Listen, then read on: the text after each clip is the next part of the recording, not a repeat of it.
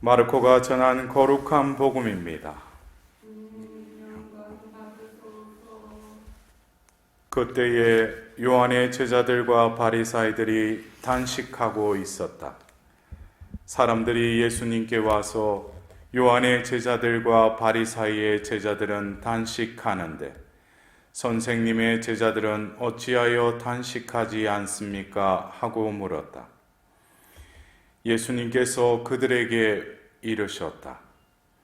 혼인잔치 손님들이 신랑과 함께 있는 동안에 단식할 수야 없지 않느냐? 신랑이 함께 있는 동안에는 단식할 수 없다. 그러나 그들이 신랑을 빼앗길 날이 올 것이다. 그때에는 그들도 단식할 것이다. 아무도 새 천조각을 헌옷에 대고 깁지 않는다. 그렇게 하면 헌옷에 기워댄 새 헝겊에 그 옷이 당겨 더 심하게 찢어진다. 또한 아무도 새 포도주를 헌 가죽 부대에 담지 않는다. 그렇게 하면 포도주가 부대를 터뜨려 포도주도 부대도 버리게 된다. 새 포도주는 새 부대에 담아야 한다. 주님의 말씀입니다.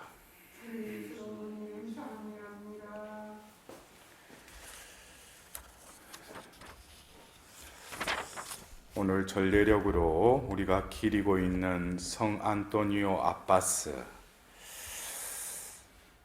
오늘 매일 미사 책에도 잠깐 그의 일대기에 대해서 이렇게 나옵니다. 3세기 중엽이라고 그러니까 한참 이제 초대 그리스도교 박해가 또 일어날 때죠. 이집트의 중부지방에서 부유한 가정에서 태어났다고 그랬어요. 이 매일미사 책에는 나오지 않지만 어느 날 주일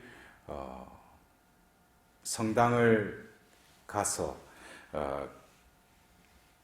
그날 그 선포된 그 복음의 말씀이 바로 마테오복음 19장 21절에 내가 완전한 사람이 되려거든 가서 너의 재산을 팔아 가난한 이들에게 주어라 하신 그 말씀을 듣고 감화되어서 실제로 자신이 부유한 집안에 가지고 있던 그 재산들을 가난한 이들에게 나누어 줬을 뿐만 아니라 사막으로 들어갔다는 거예요.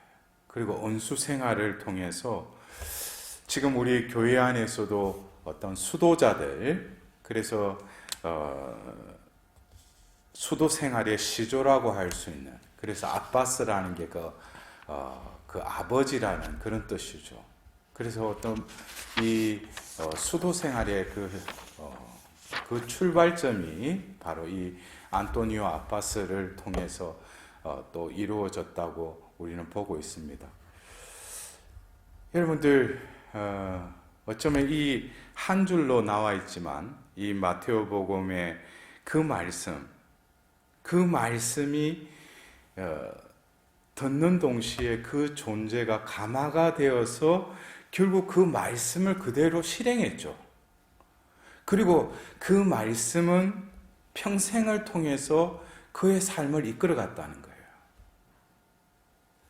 여러분들은 어떻습니까? 자신에게 어떤 이 성 안토니오 아빠스처럼 자신에게 어떤 그 말씀이 나에게 어느 날 제가 무슨 이 말씀을 귀담아 들어야 되겠다 그러는 것이 아니라 어느 날 그냥 그 영혼을 깨찔른 거예요. 히브리서 4장 12절에 살아있는 생명의 말씀이 골수를 쪼갰던 것이죠. 그래서 그 말씀대로 그 말씀의 힘으로 그 삶이 완전히 전향되어서 하나님께 온전히 숨은 자로서의 삶. 여러분들 그래요. 우리가 사막에서 광야에서 언수 생활한다는 게 그게 쉽지가 않죠. 어떻게 보면 부유한 집안에서 이때까지 살아왔다가 자기가 사서 고생하는 거 아니겠어요? 광야에 가서. 근데 단 한 가지 뭡니까? 하나님을 믿고 또 자신에게 이르신 그 말씀이 그의 존재를 변화시켰다는 것이죠.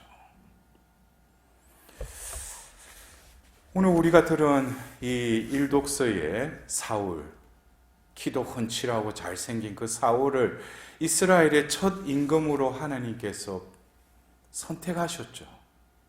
그러나 부르심에 항구하게 응답드리는 것도, 부르심의 축복도 있지만 그 부르심에 합당한 삶을 사는 것도 또 다른 축복이 있어야 되겠죠. 그러나 이 축복도 역시 뭡니까? 하나님의 말씀을 통해서 그에게 주어진다는 거예요. 그리고 그 시대에 하나님께서는 당신의 말씀을 담아서 당신의 그 말씀을 또 전달해주는 이들을 예언자라고 그러죠.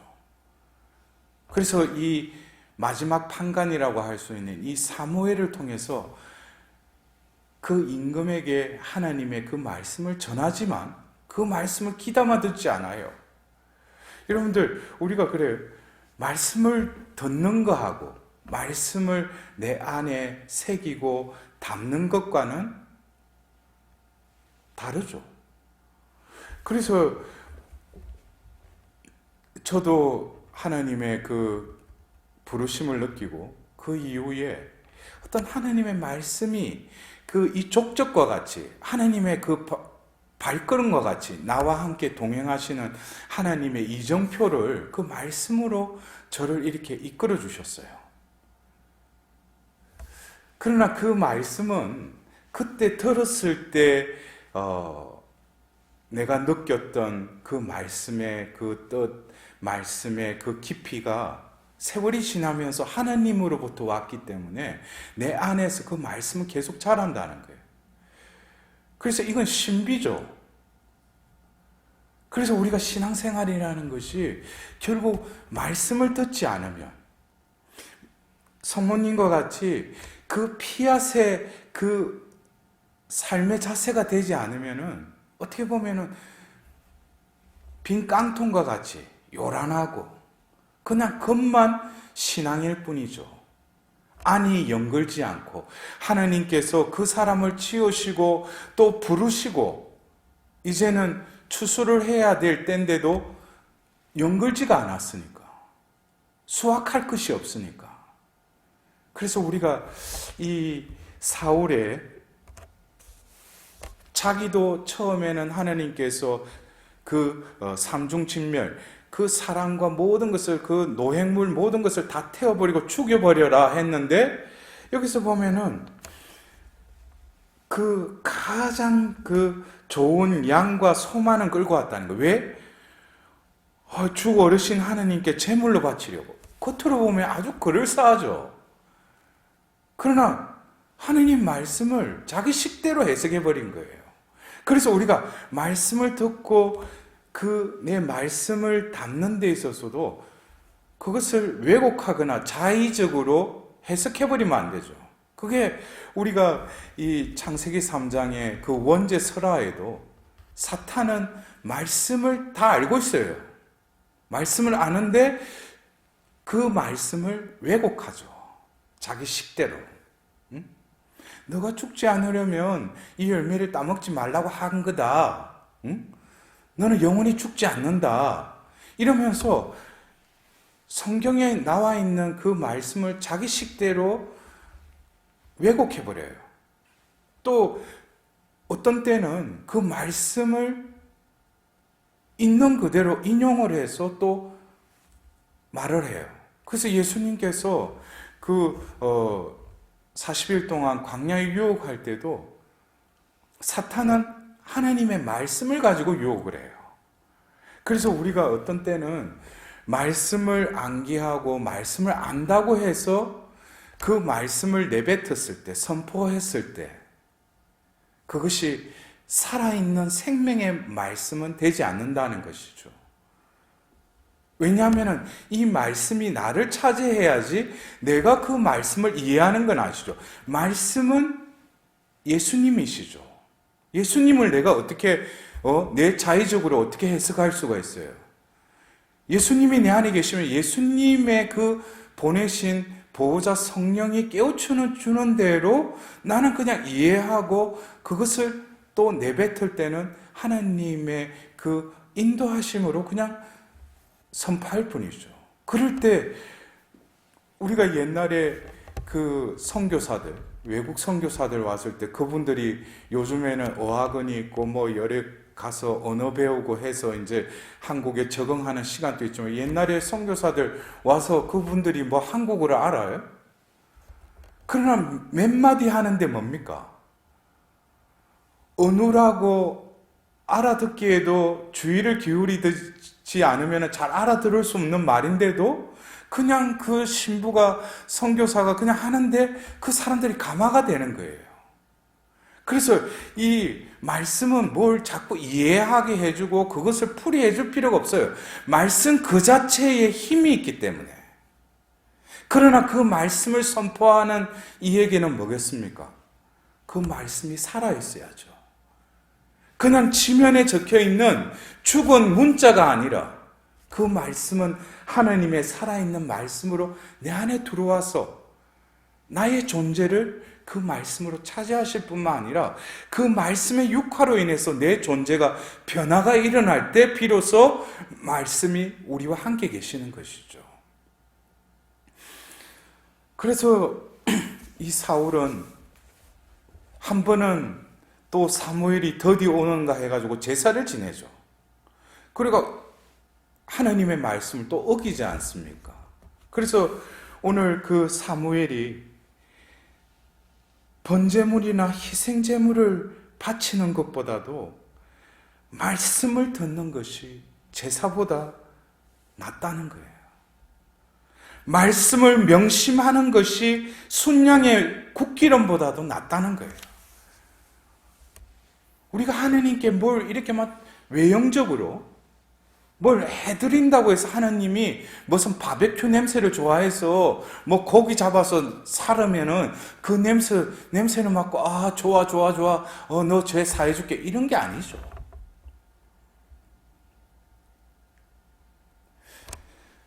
하나님께서는 당신의 그 백성들이 당신의 그 거룩함을 드러내도록 당신의 말씀을 주셨고 그 말씀에 순종하는 이에게는 하나님께서 계속 끊임없이 그들에게 축복을 내려주시는 그 하나님으로서 우리에게 늘 베푸시는 하나님으로 우리에게 다가오시려고 하는데 우리는 말씀을 듣고 말씀을 명심하는 어떻게 보면 이 아주 기본적인 것이죠. 신앙생활에 있어서. 그래서 이런 것이 잘 되지 않다 보면은 신앙생활이 뭐예요? 외적인 것, 형식적인 것으로 기울게 되는 것이죠. 그래서 오늘 우리가 들었던 이 복음 말씀도 오늘 우리가 들은 이 복음 말씀의 첫 기절이 뭐예요? 그때의 요한의 제자들과 바리사이들이 단식하고 있었다. 그러니까 이것은 구약의 율법에 이스라엘 백성들은 그 절기에 특히 속죄일에는 온 백성이 단식을 하도록 하나님께서 말씀하셨어요. 그러니까 어떤 그들은 단식을 하는데 예수님의 그 제자들은 단식하지 않았다는 것이죠. 그들의 눈에는 의아하게 생각됐던 거예요. 예수님의 어떤 행위나 또 안식일에 또 병든 이들을 낫게 해주시는 것, 또 여러 가지 그 산상수훈에 옛사람에게는 이렇게 말하였다. 그러나 너희에게는 이렇게 말한다. 하고 그 계명을 새롭게 의미 부여하시는 그 예수님은 거기에는 어떤 배경이 있다는 것이죠. 하나님의 율법을 주셨고 율법을 지키는 이들은 하나님의 축복을 받는다고 했는데 이 지키는 것, 이것이 뭐예요? 외형적으로, 형식적으로 흘러가렸다는 거예요. 그러니까 남에게 보이기 위한 신앙생활. 그래서 특히 바리사이들이나 율법학자들은 뭡니까? 보이는 것, 외적인 것으로 저 사람이 하나님과 올바른 관계를 맺고 있구나. 아, 저 사람 죄인이다. 라는 것은 뭐예요? 눈에 보이는 외형적인 것으로 판단했다는 것이죠. 그러나 오늘 예수님께서는 이 단식이라는 것을 새롭게 의미 부여를 하셔요. 곡기를 끊고 음식을 먹지 않는 외형적인 그 형식도 지켜야 되지만 왜 단식을 하는가? 그래서 우리가 사순 시기에도 이 단식의 말씀, 단식의 의미에 대해서 또 이사야서의 어떤 자성과 연결을 시키지 않습니까? 근데 예수님께서는 이 단식의 의미를 관계성에서 바라보게 하죠. 먼저 신랑의 친구가 신랑과 함께 있는데 어떻게 단식할 수 있느냐? 그러나 신랑을 잃어버릴 때가 올 것이다. 그러니까 모든 것은 뭡니까? 이 신랑과의 이 관계에서 연유된다는 거예요. 그래서 우리가 신약, 새로운 계약, 새 계약, 구약은 옛 계약이라고 그랬어요. 오늘 우리가 들었던 이 새자, 새천, 새 포도주, 새 부대, 이 새자는 우리가 평상시에 새롭다라는 그 의미와는 좀 사뭇 다른 의미예요. 여러분들, 우리가 뭘 볼 때 새롭다라고 할 때는 새 것을 말하잖아요. 예? 그러나 그 새 것은 시간이 좀 지나가면 또 뭐가 돼요? 헛것이 되죠. 옛것이 되죠. 이런 새로운 것이 아니라는 거예요. 그래서 이 새롭다, 새로운이라는 영어로 하면 new라고 표현을 하지만은 히라보에서는, 그리스어에서는 두 가지 단어를 써요. 네오스라는 단어와 카이노스라는 두 단어를 씁니다. 이 네오스는 그 말 그대로 제가 조금 전에 말씀드렸듯이 우리가 새 옷을 샀는데 내가 쇼윈도에 우리 자매님들이 보고 저 옷 꼭 사고 싶은데 내가 돈을 지불하고 사는 그때는 뭐예요? 나에게 새 옷이죠. 그러나 거울 앞에서 한번 입는 순간에 그 옷은 뭐가 되는 거예요? 헌옷이 되는 것이죠. 그거 다시 새 옷으로 못 팔잖아요. 그죠? 형제님들이 그래요. 내가 저거 내 마음에 드는데 그래서 해가지고 뭐 어떻게 해서 샀어. 내가 차를 타는 순간에는 새 차예요. 근데 시동을 거는 순간에 바로 이 차는 뭐가 돼요? 헌차가 되는 거예요. 그래서 이 네오스라는 그 단어는 임시적이면서 제한적인 그 새로움, 이거는 변질이 된다는 거예요. 그러나 이 카이노스라는 이 단어는 한 번 새로우면 영원히 새롭다는 거예요. 이것은 어떤 환경과 어떤 이런 그 제한된 환경 속에서도 이 새로움은 우리가 볼 때는 옛것인 것 같지만 원래는 새로운 것이었다는 거예요. 이 새로움은 하나님으로부터, 영혼으로부터 연유된 새로움이라는 거예요. 하나님이 새롭다라면 뭡니까? 영혼이 새롭다라는 것이죠. 그래서 우리가 성경에서 보면은 이 새자, 이 카이노스라는 이 의미로 구약의 예언자를 통해서 새하늘 새 땅 할 때 새자, 그 다음에 에zekiel 예언자가 새 영 할 때 새 마음 할 때 새자, 그리고 예수님께서 오늘 이야기하셨던 새 포도주, 새 부대, 이것도 다 뭡니까? 네오스가 아니라 카이노스의 그 그리스를 쓴다는 것이죠. 이것은 어떤 의미냐? 우리가 단식하면은 어떤 때는 그래요. 내가 이제 잘못 살고 하나님 보실 때 새롭게 내가 살아야지. 그러면서 내가 단식하고 이제 올바르게 살아야지. 그러기 위해서 내가 단식하고 하나님께 기도해야 되겠다. 하나님 보실 때는 가상하죠. 마음을 보시고. 그러나 그 주체는 내가 새롭게 살아가는 것이에요.